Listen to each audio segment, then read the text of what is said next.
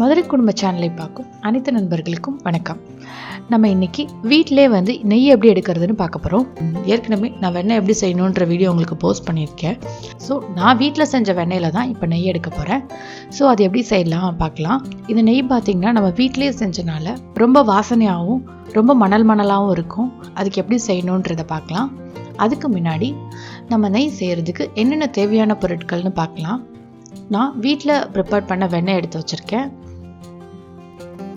அதோட ஒரு 1/4 டீஸ்பூன் ஜீரகம், 1/4 டீஸ்பூன் வெந்தயம், ஒரு பட்டை மிளகாய், ஒரு ஸ்ப்ரிங் அதாவது ஒரு கொத்து கருவேப்பிலை, ஒரு டேபிள் ஸ்பூன் அளவுக்கு முருங்கைக்கீரை,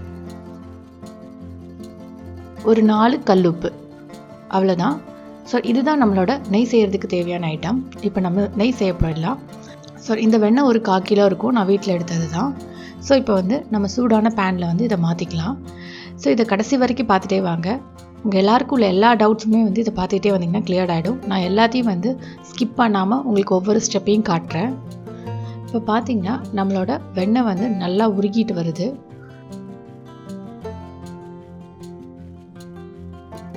நல்லா உருகட்டும்.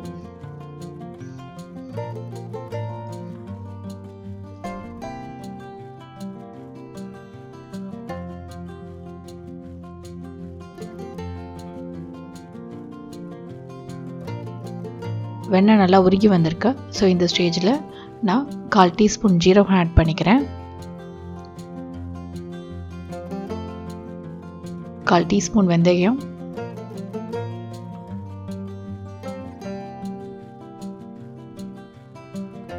ஒரு டேபிள் ஸ்பூன் அளவுக்கு முருங்கைக்கீரை,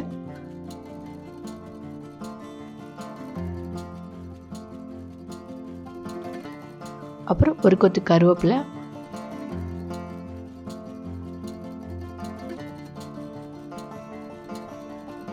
ஒரு பட்டை மிளகாய். ஸோ நான் இது எல்லாமே 1/4 கிலோ வெண்ணெய்க்கு தான் சொல்லியிருக்கேன். 4 கல் உப்பு போட்டுக்கிறேன்.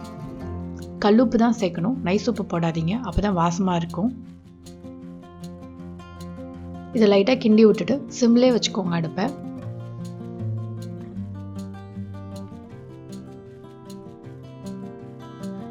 இதெல்லாம் போட்டு கிண்டி விட்டோன்னே நல்லா பொங்கி வரும். வெண்ணெய் காய்க்கும் போது கொஞ்சம் பெரிய சட்டியாக யூஸ் பண்ணிக்கோங்க. அப்போ தான் பொங்கி வரும்போது கீழே வடியாமல் இருக்கும்.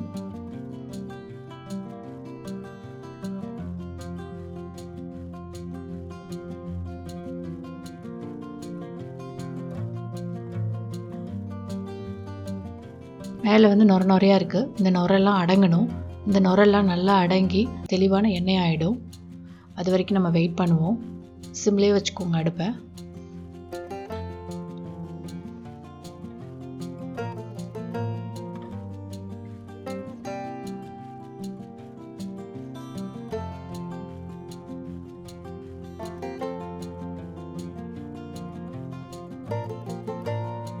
நல்லா கிண்டி விட்டுட்டே இருந்தீங்கன்னா நல்லா பொங்கி வரும். பொங்கி வந்தோன்னே பார்த்தீங்கன்னா அடுத்த ஸ்டேஜில் அது நெய் தனியாக ஒரு மாதிரி தரலாக வர ஆரம்பிச்சிடும். அந்த தரலாக வந்தோடனே நல்லா கிண்டி விட்டே இருங்க. அது ப்ரௌன் கலர் ஆகிற வரைக்கும் நம்ம சிம்மில் வச்சு வெயிட் பண்ணிக்கிட்டே இருக்கணும். நல்லா கிளியராக அந்த மேலே இருக்கிற நுரைச்சதெல்லாம் போய் கிளியரான நெய்யாக தெரியும் நம்மளுக்கு. கீழே ஃபுல்லாக அந்த ப்ரௌன் கலரில் செட்டில் ஆகிடும். மேலே ஃபுல்லாக நெய்யாக இருக்கும். அது வரைக்கும் நம்ம கிண்டி விட்டுட்டே இருப்போம். உங்களுக்கே டிஃப்ரென்ஸ் தெரியும். முதல்ல பார்த்ததுக்கும் இப்போ பார்த்ததுக்கும் நல்லா மேலே நெய் வர ஆரம்பிச்சிச்சு. கீழே ஃபுல்லாக அந்த தரலாக இருந்ததெல்லாம் செட்டில் ஆக ஆரம்பிக்குது. இப்போ பாருங்கள் நல்லா தெளிவாகிடுச்சு. பாருங்கள் நல்லா பொங்கி வருது.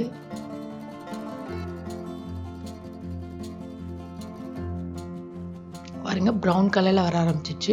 ஸோ அவ்வளோதான், நம்மளோட நெய் கிடச்சிச்சு. இந்த நேரத்தில் நம்ம கருவேப்பிலை பிச்சு போட்டு ஆஃப் பண்ணிட்டோம்னா அப்படியே அடங்கிடும். அவ்வளோதான், நம்மளோட நெய் ரெடி ஆயிடுச்சு. இப்போ பார்த்தீங்கன்னா அந்த நெய்யும் அடியில் தங்கினதும் உங்களுக்கு தெளிவாக தெரியும். ஸோ இந்த நெய்யை தனியாக ஃபில்டர் பண்ணி எடுத்துகிட்டு அடியில் தங்கியிருக்கிறத நம்ம தனியாக ஒரு கண்டெய்னரில் ஸ்டோர் பண்ணி வச்சு நம்ம சாதத்தில் போட்டு சாப்பிட்லாம். சாதத்தில் போட்டு சாப்பிட்டா ரொம்ப நல்லாயிருக்கும். இப்போ நம்ம நெய்யை வந்து அதுக்கேற்ற ஒரு கண்டெய்னரில் மாற்றிக்கலாம். நெய் பார்த்திங்கன்னா நல்லா உறைஞ்சிருச்சு. நான் எடுத்து காட்டுறேன். பாருங்கள் எவ்வளோ மணல் மணலாக ரொம்ப வாசமாக இருக்கு.